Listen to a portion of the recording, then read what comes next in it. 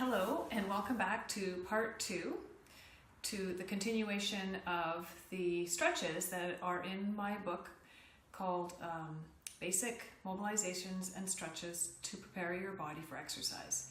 And if you're interested in the book, please go on to Amazon.com and I will provide a link in the description below so that you can find the book. There are great pictures and descriptions, but I am going to physically show you how to carry out the stretches that are in the 3rd chapter in the book. Now, I've already produced a video about the mobilizations, so I'm assuming that you've done the mobilizations and you're ready now to move on to the stretches.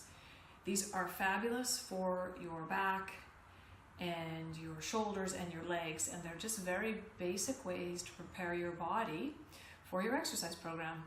And when I say preparing your body, I don't mean do these exercises before you exercise. In fact, research has shown that stretching before exercising can make your muscles weak and make you prone to injury. So I recommend you do these stretches following any exercise that you do, whether it's cardiovascular training or weightlifting, or just do these exercises during the day when you have time outside of an exercise program. They'll make your back feel great, and you will get an idea and a sense of your body and the position of your joints around your body. So for the very first exercise, let's take a look at the prayer stretch. Is have your knees hip width apart and bring your palms of your hand together. Bring your elbows together as tight as you can. Stretch your elbows away from your shoulders so they're quite far away from your upper body. And I spread my knees actually about shoulder width apart, a little wider than hip width. Put your head into your elbow and relax your forehead into your elbow joint and stretch your bum back towards your heels. You should feel a beautiful stretch in your upper back. So just keep stretching as much as you can until you feel this in your upper back and you feel a pull in your shoulders, either one shoulder or the other. Breathe deeply. Inhale and exhale, and just feel the position of your back. Feel the position of your shoulder joints, and let go of all that tension that you've accumulated throughout the day. Now, after you've held this position through a few breath cycles, I want you to get up on your hands into this position, and you're going to put your left hand down, spread your fingers apart, take your right arm, and pull it through your body underneath your chest, back of hand on the floor, and drop your shoulder, the back of the shoulder to the floor. Have your forehead on the mat or the floor.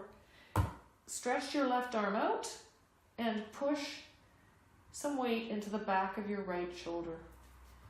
And the closer you bring your arm into your ear, the more of a stretch you'll feel in your upper back. So this is a rotational stretch. And it also, for your upper back, it also stretches out the back of your shoulder joint. Take a few breaths, breathe into it, and then gently come out by bringing your left arm back. Take your right hand, press it down on the floor, and repeat the exact same process on your left side. So you want to do both sides. Feel the difference from one side to the next, and feel where your hips are and how your body wants to maybe contort to get out of the right position. Make sure you keep your hips square to your knees and that you reach your arm overhead as much as possible, pushing the back of your shoulder down towards the floor, and release all the tension that you've built up in your body. Breathe in and out. When you've been through a few breath cycles, come out of that carefully and grab a body ball. So I recommend a bigger ball if you're taller. So if you're over 5'6", you want to probably have a 65 centimeter ball.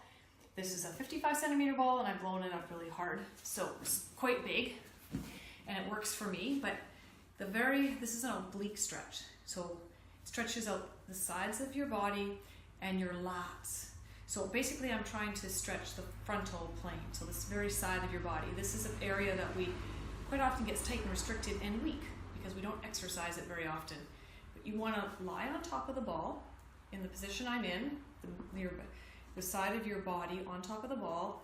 You're going to bend the knee closest to the ball, outstretch your other leg for support and balance. Lift the overhead arm over your head and grab your upper arm gently and pull.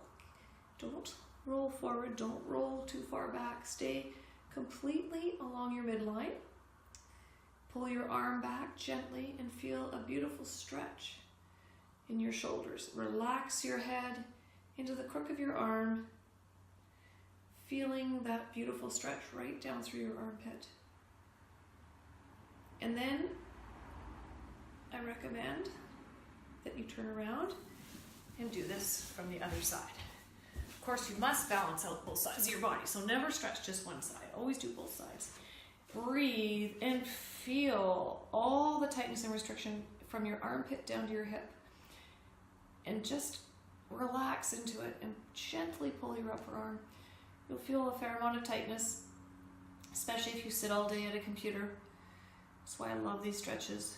They're just fabulous for opening up your back and your shoulder joints and your hips. Okay, and I want you to, after you've done this, a few breaths, roll onto the back of the ball for a whole body stretch. So you want to keep the whole body connected to the ball. So I've got my neck connected. Now with my neck in that position, if I drop my hips, then I go into too much tilt of my head, and that's hard on my neck.